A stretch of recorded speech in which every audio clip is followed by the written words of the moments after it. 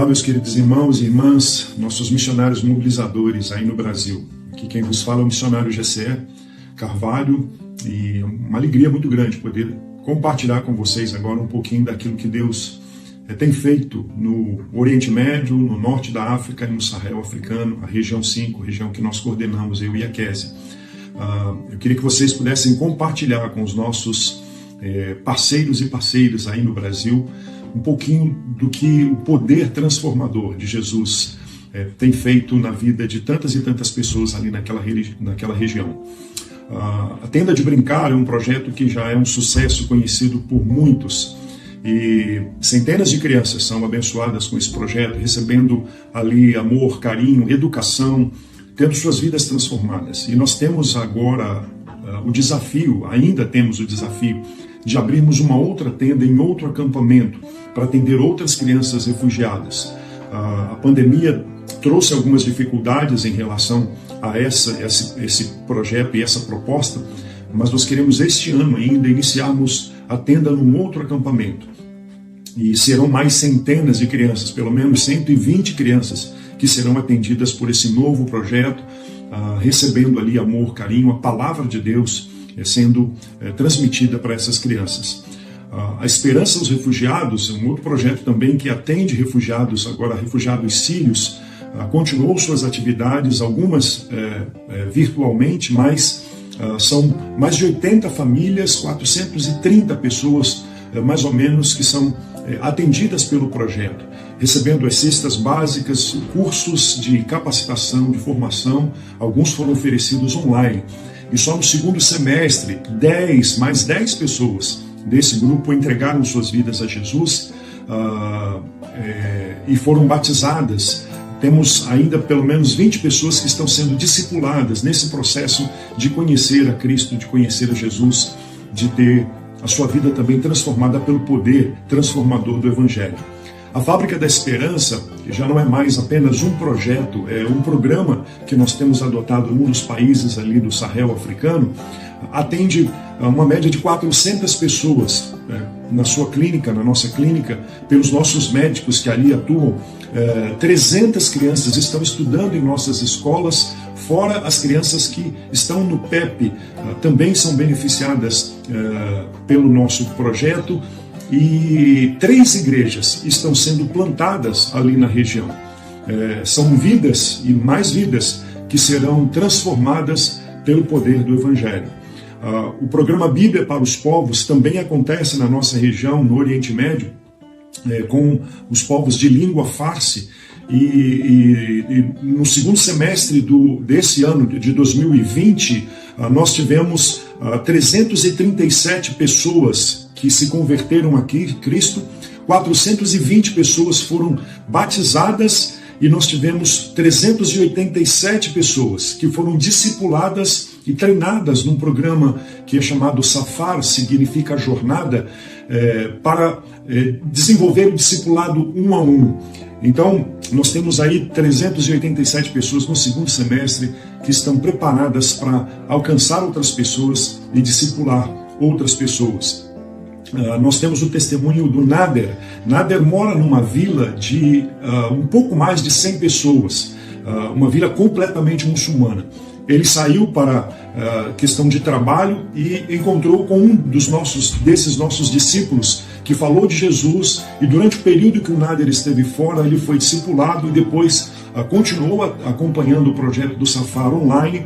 Quando voltou para sua vila, ele compartilhou de Jesus com seus familiares e alguns amigos. E hoje, menos de 6 meses depois do Nader ter voltado para sua vila, nós temos 12 pessoas naquela vila que já entregaram suas vidas a Jesus. Isso é uma alegria tremenda, porque num vilarejo onde um pouco mais de 100 pessoas vivem, nós temos aí, podemos dizer que temos uma vila alcançada, ou seja, um povo que não era alcançado hoje deixou de ser um PNA, porque nós temos pelo menos mais de 10% daquelas pessoas que vivem ali naquela localidade que foram alcançadas pelo poder da graça, do amor de Jesus. Então, essas são algumas das notícias que eu queria dar para vocês. Poderia falar muito mais coisas, dar muito mais informações, Mas isso é um pouquinho daquilo que Deus tem feito.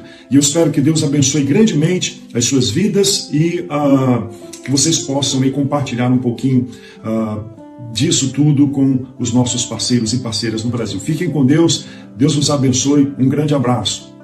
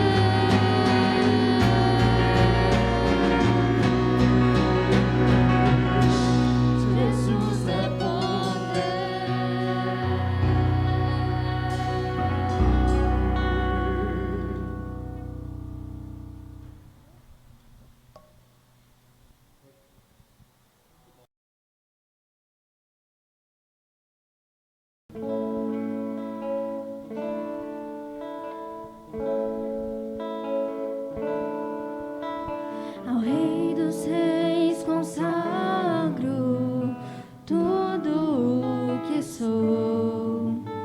De gratos louvores transbordam o meu coração. A minha vida eu entrego nas tuas mãos, meu Senhor, pra te exaltar com todo o meu amor. Eu te louvarei conforme a tua justiça e cantarei louvores, pois tu és altíssimo. Celebrarei a ti, ó Deus, Cantarei, contarei as tuas obras, pois por tuas mãos foram criados terra, céu e mar, todo ser que nele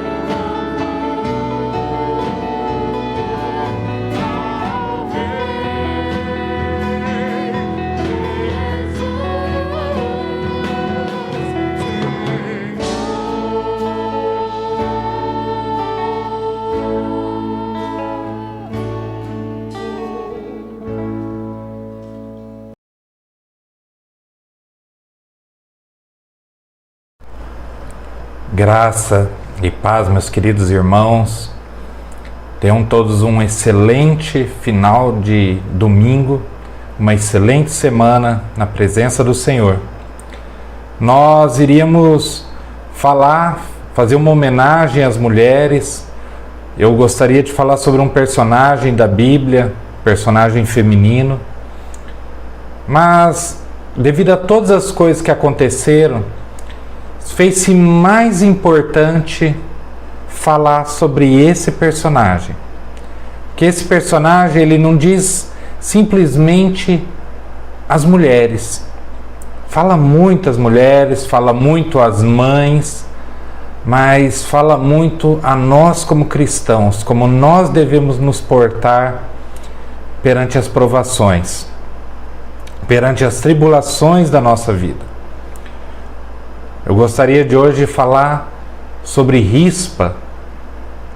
Vocês conhecem a história de Rispa?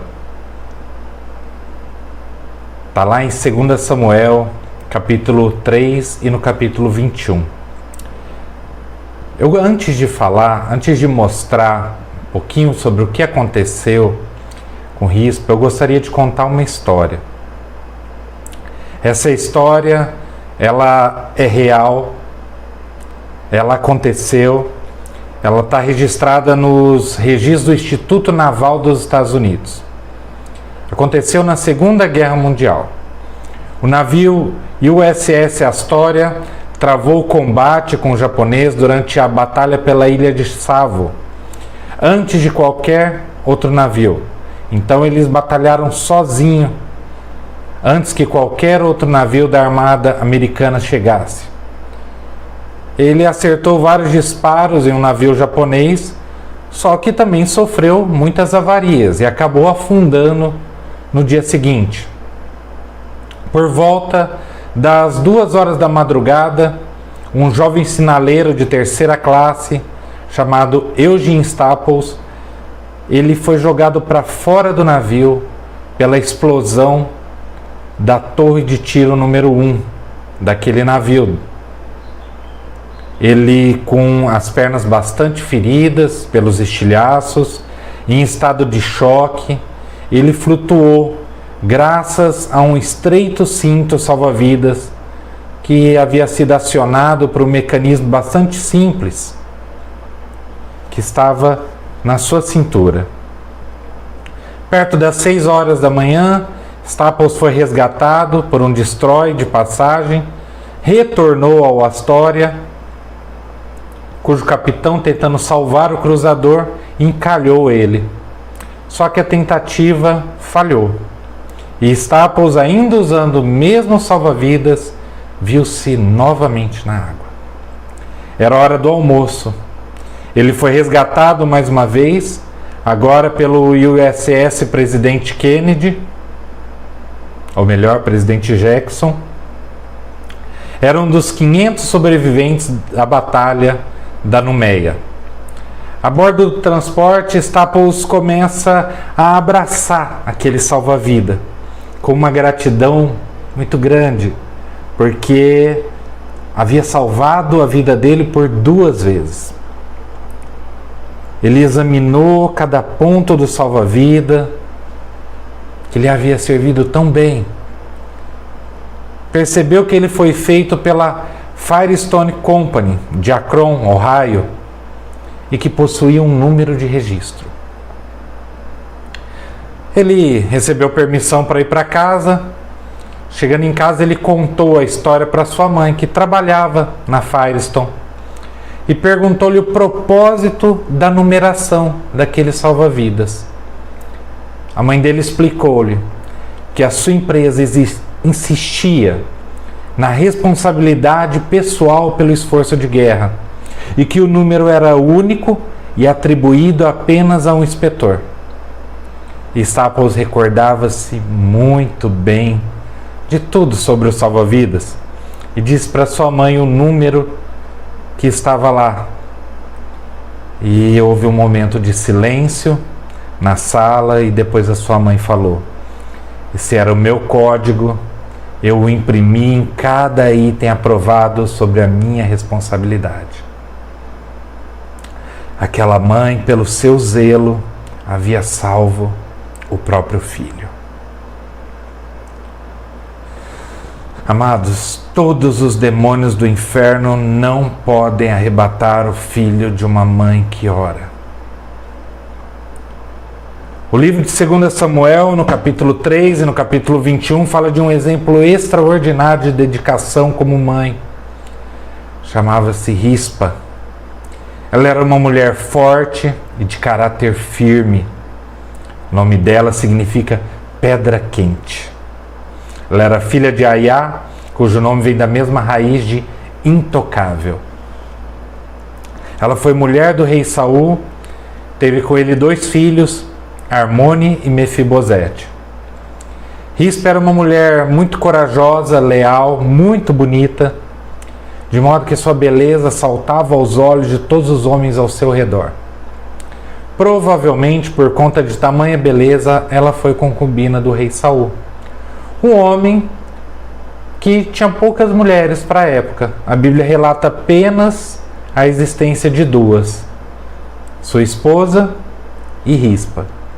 Naquela época, ao dar à luz a um filho homem, a concubina adquiria um status semelhante à da esposa. E Rispa, por sua vez, teve 2 filhos com o monarca, Armone e Mefibosete. Mas com a morte do rei Saul, o seu filho da outra mulher, Isbosete, assumiu o trono das 11 tribos, enquanto Davi governava apenas a tribo de Judá. Preocupado com o grande poder adquirido pelo general Abner, Isbosete o acusa de ter se deitado com a sua concubina Rispa. E segundo as tradições daquela cultura, dormir com a concubina de um rei morto demonstrava disposição para disputar o trono. A Bíblia, porém, não nos deixa claro se a acusação era verdadeira, apenas narra o ocorrido e aponta como consequência da acusação Abner transferir a sua lealdade para com Davi. Depois desse pequeno episódio, apesar de não ser apresentada como a responsável pelos acontecimentos, Rispa já dava indícios da sua importância na história do seu povo, uma vez que estava envolvida nos conflitos de grandes homens. Essa personagem tão singular volta a aparecer na narrativa bíblica em uma situação ainda pior. Está lá em 2 Samuel, capítulo 21. Vamos ler? 2 Samuel, capítulo 21, do 1 ao 14. Minha Bíblia diz assim: Houve, em dias de Davi, uma fome de 3 anos consecutivos. Davi consultou o Senhor e o Senhor lhe disse: a culpa de sangue sobre Saul e sobre a sua casa, porque ele matou os gibeonitas. Então chamou o rei os gibeonitas e lhes falou: os gibeonitas não eram dos filhos de Israel, mas do resto dos amorreus, e os filhos de Israel lhes tinham jurado poupá-los. Porém, Saul procurou destruí-los no seu zelo pelos filhos de Israel e de Judá. Vocês lembram-se, irmãos, da história dos gibeonitas? Que eles vieram, mentiram a Josué, vieram com as roupas bastante sujas, rasgadas e com pães mofados, mostrando que eles eram de longe. E Josué não consultou a Deus e fez aliança com eles. E depois não teve como voltar atrás nas suas palavras. Cuidado com as alianças que vocês fazem. Cuidado com a sua palavra sendo lançada. A nossa palavra vale ouro. Continuando, perguntou Davi aos gibeonitas: que quereis que eu vos faça? E que resgate vos darei para que abençoareis a herança do Senhor? Davi perguntou por que estava ocorrendo toda aquela tragédia. Ele perguntou a Deus. Mas como resolver a tragédia, ele perguntou aos gibeonitas. A gente faz muito isso também, né? Que nós perguntemos a Deus como resolver os nossos problemas. Então os gibeonitas lhe disseram: não é por prata nem ouro que temos questão com Saul e com sua casa, nem tampouco pretendemos matar pessoa alguma em Israel. Disse Davi: que é, pois, que quereis que vos faça? Responderam ao rei: quanto ao homem que nos destruiu e procurou que fôssemos assolados, sem que pudéssemos subsistir em limite algum de Israel, de seus filhos, se nos deem 7 homens, para que os enforquemos ao Senhor em Gibeá de Saul, o eleito do Senhor. Disse o rei: eu os darei.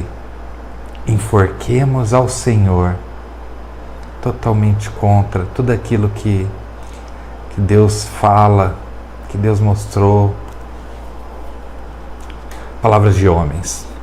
Porém o rei poupou a Mefibosete, filho de Jonatas, filho de Saul, por causa do juramento do Senhor, que entre eles houvera, entre Davi e Jonatas, filho de Saul.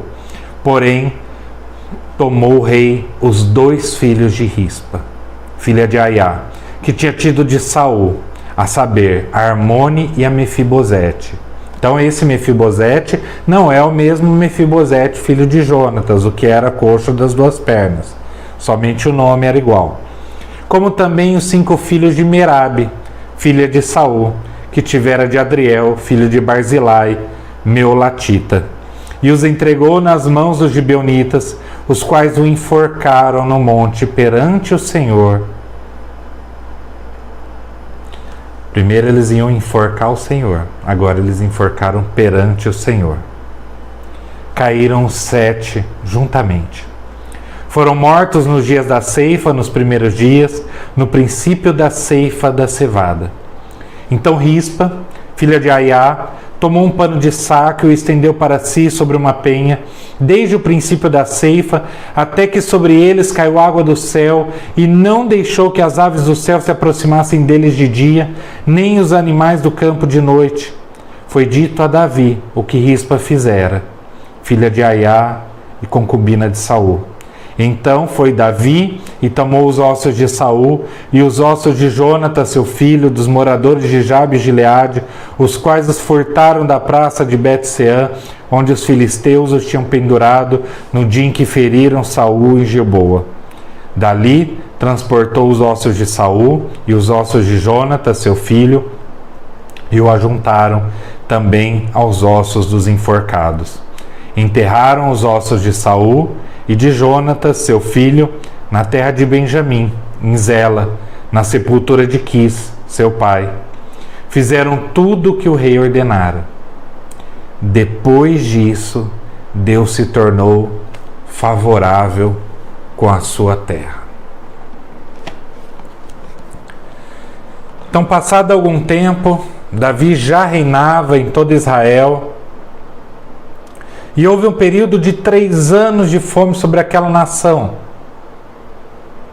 E o rei Davi consultou o Senhor para saber por que o tamanho daquele castigo. Por que o tamanho daquela pandemia? Por que o tamanho daquela fome? Por que o tamanho daquele deserto sobre Israel, sobre as vidas daqueles servos de Deus? Como resposta, ele descobriu que a fome fora causada pelo fato de Saul tentar destruir os gibeonitas, porque quebrou um pacto feito por Josué. Como forma de redimir o seu povo, Davi perguntou aos gibeonitas como ele poderia pagar essa dívida, para que a sua terra voltasse a ser abençoada. Não era Deus que abençoaria a terra? Como homens poderiam saber como a terra seria abençoada? Mas homens, os gibeonitas, pediram o sacrifício dos 7 filhos de Saul. Os nomes dos filhos de Rispa, Armone e Mefibosete estavam na lista. Imagina a situação de Rispa. Sua família ficou em cacos. Foi uma grande perda. Vocês conseguem imaginar como ficaria a nossa família se acontecesse algo parecido? Mas tantas vezes acontece. Tantas vezes familiares nossos morrem espiritualmente, se perdem, caem no mundo, traçam o destino do inferno para suas vidas. E como nós ficamos? O que nós fazemos? Ruth Graham, a esposa de Billy Graham, disse: se encontrarem pó em mim, saibam que eu estou em reformas. Ela também diz que Deus cola carinhosamente cada caco da nossa vida. Às vezes um deles se perde irremediavelmente. Tem coisas que são arrancadas do nosso coração. Mas mesmo assim, Deus ajunta os que são entregues a Ele e nos restaura. Rispa foi uma mulher muito além do seu tempo, porque mesmo que a sua família tenha sido despedaçada, Deus agiu favoravelmente a ela. Devido ao seu caráter, apesar de ter visto seus filhos serem sacrificados na encosta do morro por conta de um crime que o pai dos filhos dela, seu marido, cometera, Rispa não se afastou dos corpos dos filhos. Com muita dor, ela estendeu um pano de saco em uma pedra e ali montou uma cabana junto aos cadáveres. A Bíblia não conta exatamente por quanto tempo essa mulher permaneceu ali, mas ela deixa claro que foi por muito tempo. Não foram poucos dias. Segundo Samuel 21:10 diz que desde o princípio da ceifa até que sobre eles caiu água do céu.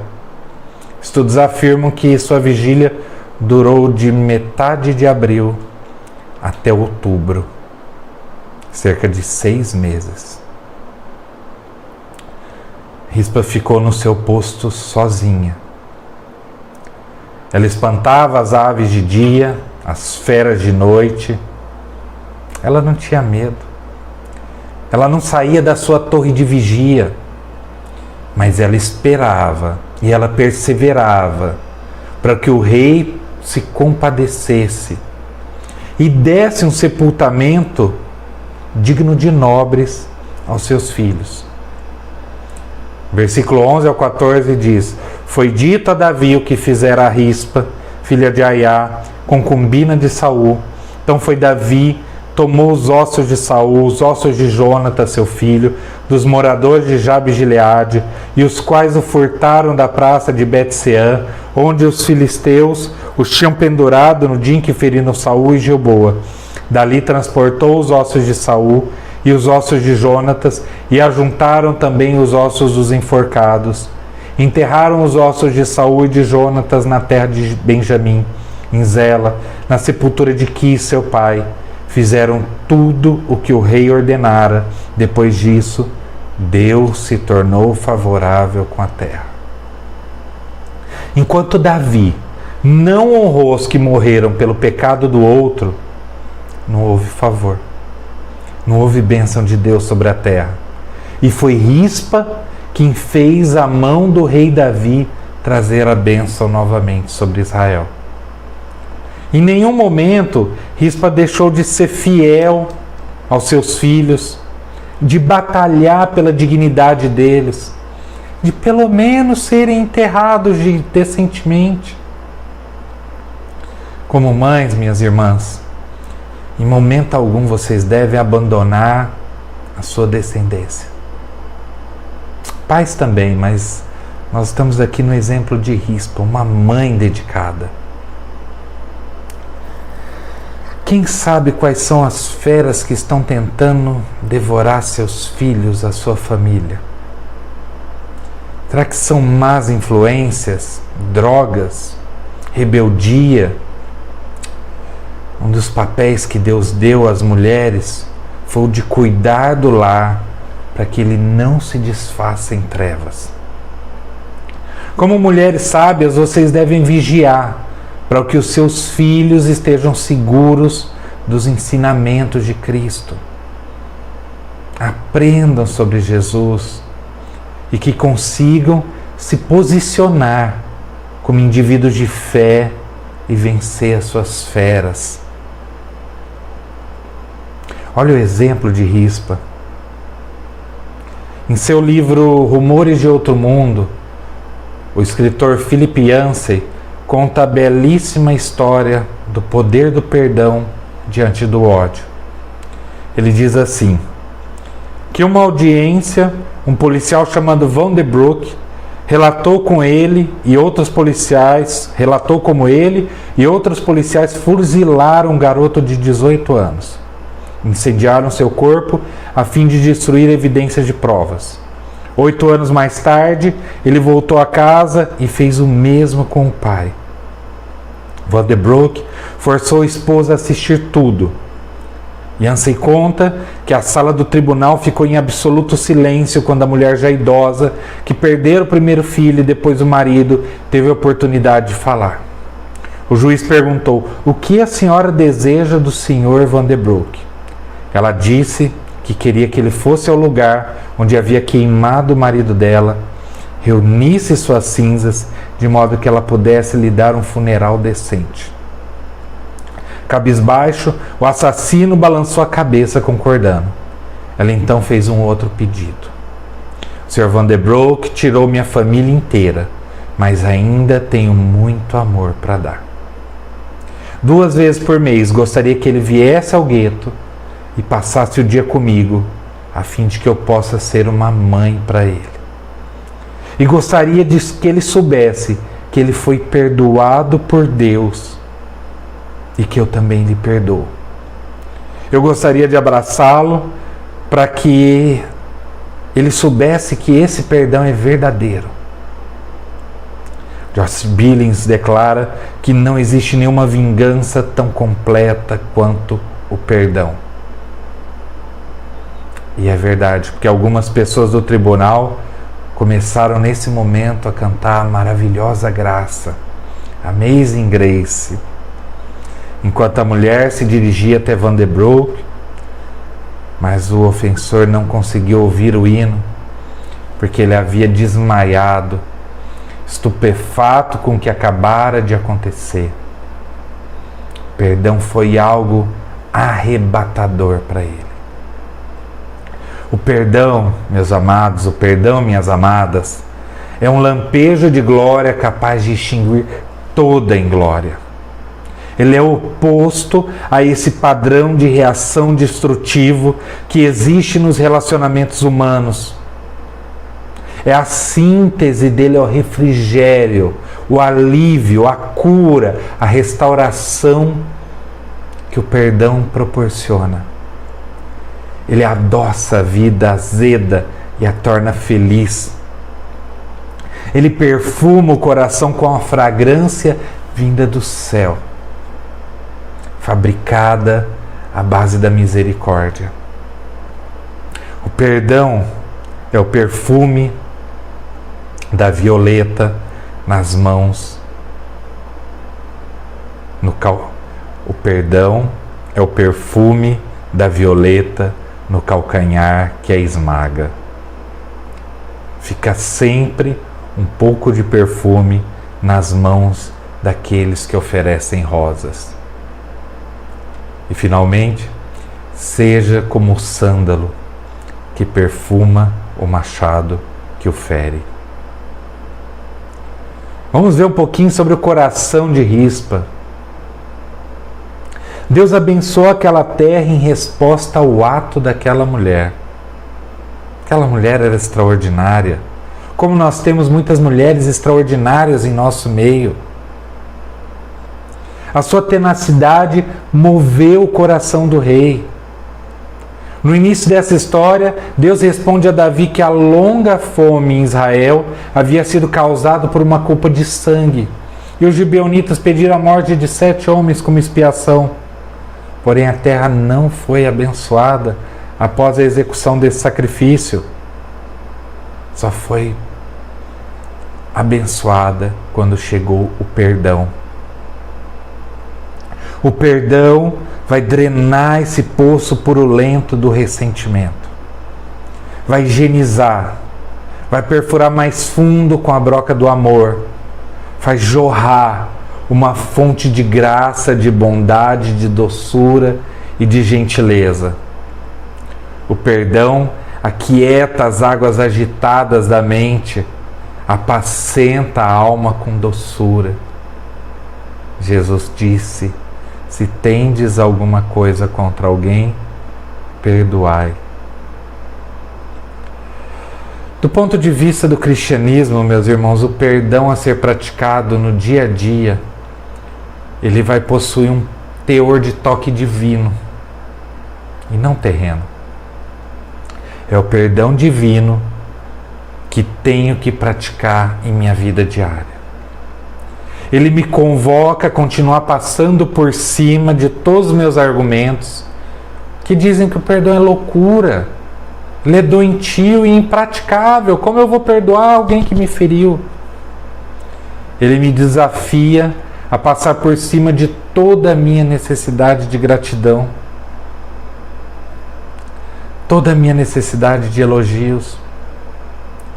Finalmente, o perdão vai exigir de mim que eu passe por cima daquela parte ferida do meu coração, que se sente tão machucada ainda, e maltratada, e ainda deseja ficar no controle, e colocar algumas condições entre eu e a pessoa a qual sou solicitado a perdoar. Perdão não é algo natural, é algo celestial. Segundo o livro de 2 Samuel 21, capítulo 14, Deus só se tornou favorável para com a terra após o sepultamento dos ossos, ou seja, não foi a postura do rei que moveu o coração de Deus. Não foi o sacrifício que moveu o coração de Deus, mas a postura de Rispa como uma mulher corajosa, perseverante, submissa e mãe fiel.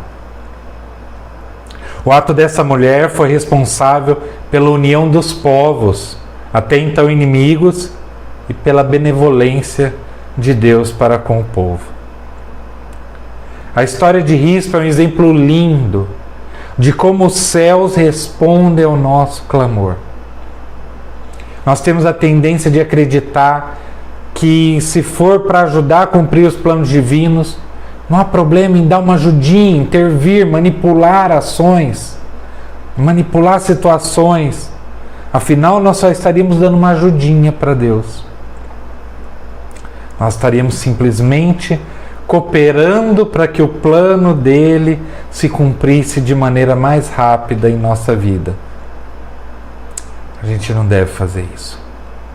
Nós devemos orar, perseverar, persistir em oração. A W. Tozer diz que orar completamente significa continuar orando até Deus responder. E ele estabeleceu algumas regras para que guiassem as suas orações. Entre elas existia uma: ore até orar de verdade. Ore até orar de verdade.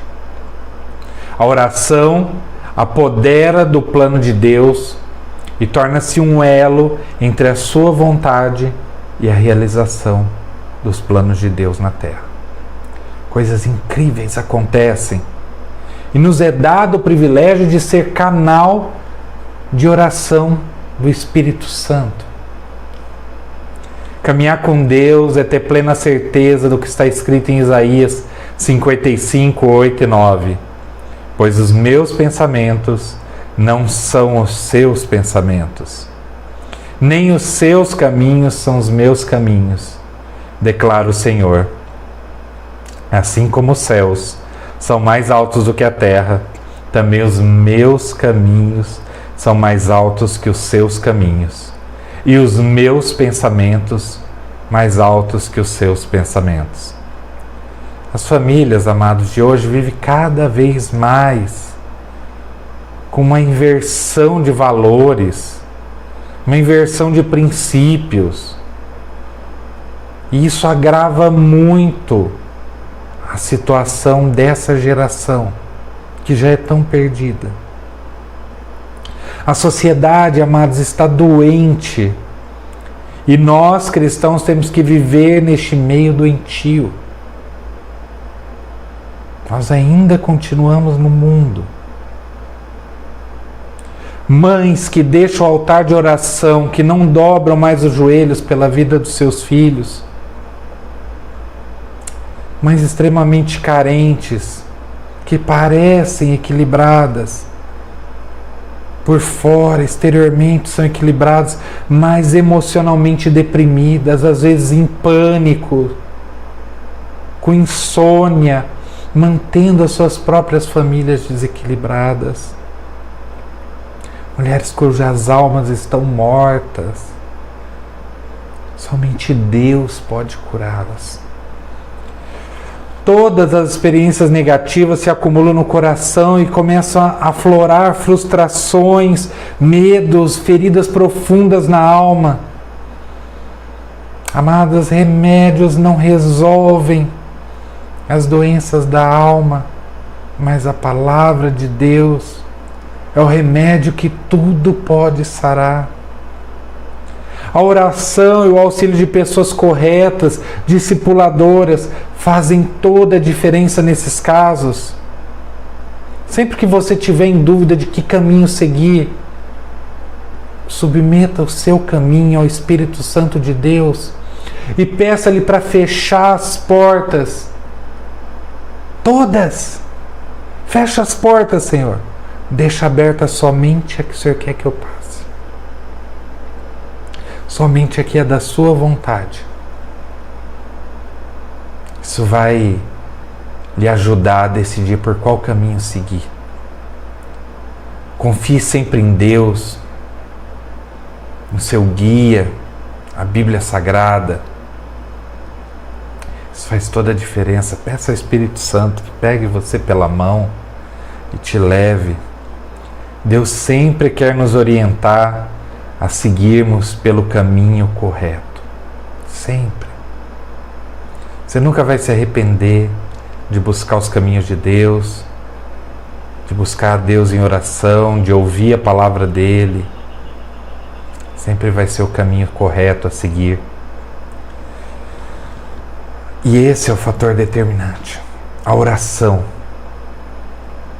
O Dr. Martin Lloyd-Jones, no livro Estudos sobre o Sermão do Monte, livro maravilhoso, escreveu o seguinte: a oração, sem sombra de dúvidas, é a atividade mais sublime da alma humana. O ser humano alcança o seu melhor e o patamar mais alto quando de joelhos fica face a face com Deus. O fator determinante na vida de Rispa, que lhe concedeu o desejo do seu coração para com seus filhos, foi a sua fidelidade para com eles. Este exemplo nos deixa uma lição valiosa, que as circunstâncias não são capazes de desmotivar um filho de Deus. Mulher, as suas escolhas definem a importância sua nos planos do Criador. A postura que você toma frente às suas adversidades determinam a importância que você terá como instrumento do mover de Deus. Se você decidir parar frente aos obstáculos, deixar-se sucumbir pelas dificuldades, retire o espaço de Deus para lhe usar como instrumento para mudar a situação que você está vivendo. Porém, no momento em que você decide se posicionar, assumir o poder que Ele lhe dá para ser agente de mudança, você deixa a Ele o espaço para usar a sua vida de forma sobrenatural.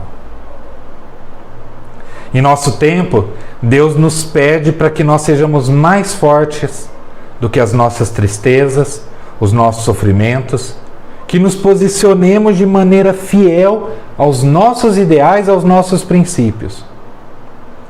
Que as mulheres neste mundo à beira da falência, que todos nós como cristãos, mas principalmente as mulheres, tão agraciadas por Deus, tenham a missão de manter firmes, continuar perseverantes, não deixar que as adversidades da vida, que as circunstâncias contrárias nos tirem do centro da vontade de Deus, pois Ele está disposto a abençoar a sua casa, a sua família e inclusive a nossa nação por meio das nossas vidas.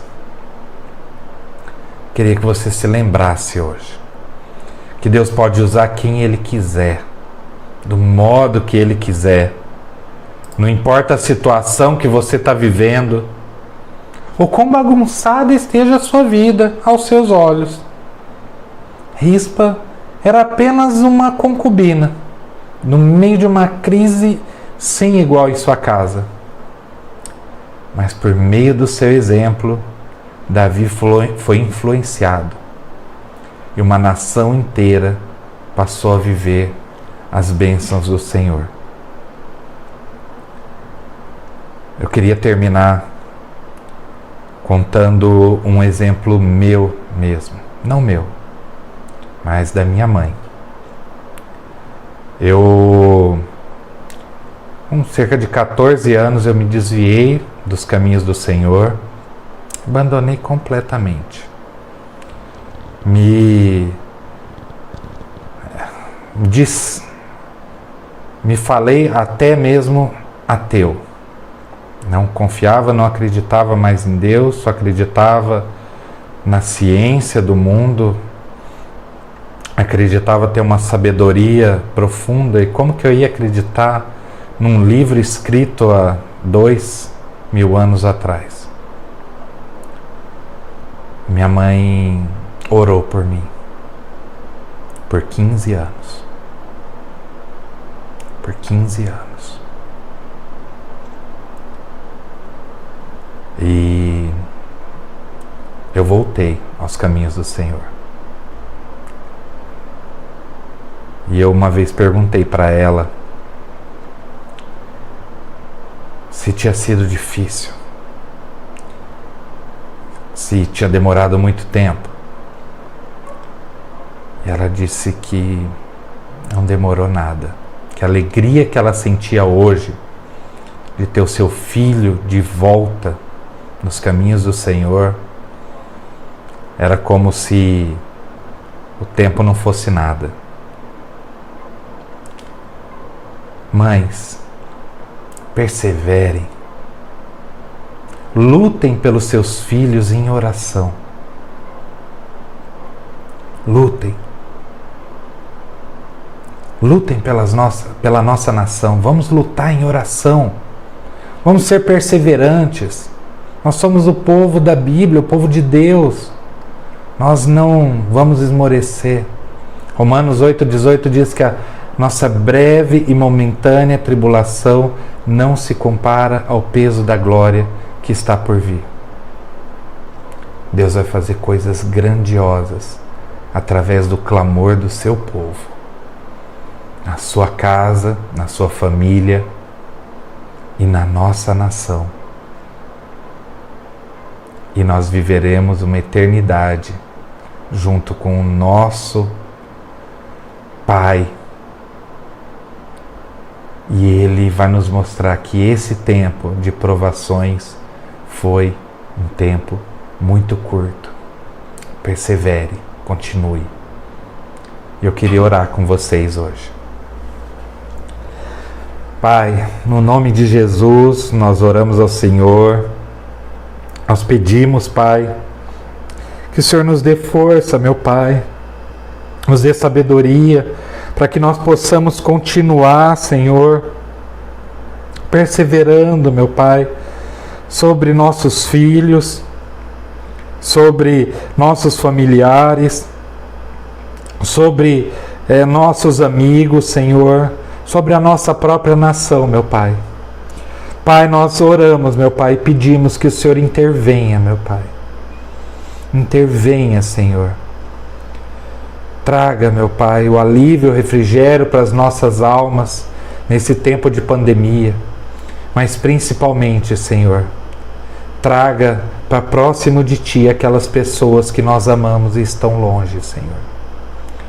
E Pai, se nós podemos pedir isso, Senhor, usa-nos, meu Pai, nos usa como instrumentos da Tua fé, meu Pai, para que nós possamos testemunhar Teu grande poder, para que nós possamos falar que passaram-se pouquíssimos dias, pouquíssimo tempo, até que o Senhor interveio, e que o testemunho dado do poder do Senhor seja grande, para a glória do Teu santo nome, meu Pai. Pai, nós pedimos sobre todos aqueles que estão doentes, todos aqueles que estão fisicamente doentes e espiritualmente doentes, meu Pai. Cuida de todos eles, meu Pai, e nos usa como canal das Tuas bênçãos, meu Pai. No nome de Jesus, eu peço, Senhor. Amém. Amém, meus queridos. Uma ilustração que eu usava muito e quero continuar usando. Quando nós temos uma roça, uma plantação próxima a um rio, nós vamos lá e fazemos um canal para que a água do rio chegue nessa plantação e irrigue a plantação. A água é Deus, Ele é a fonte de todas as bênçãos, Ele é a vida. Mas nós podemos ser esse canal que vai levar a vida de Deus, as bênçãos de Deus, para outras pessoas que estão sedentas, secas. E o que é melhor de tudo, quando nós somos esse canal, a vida de Deus, a bênção de Deus passa por nós, passa através de nós para chegar a outras pessoas. Que Deus abençoe a sua vida, que Deus abençoe a sua semana. Esteja em oração por esses tempos difíceis que estamos vivendo. Persevere. Nós vamos sair vitoriosos, porque nós já somos em Cristo Jesus. Persevere. Essa é a palavra dessa semana. Deus te abençoe, fique com Deus e uma ótima semana na presença do Senhor.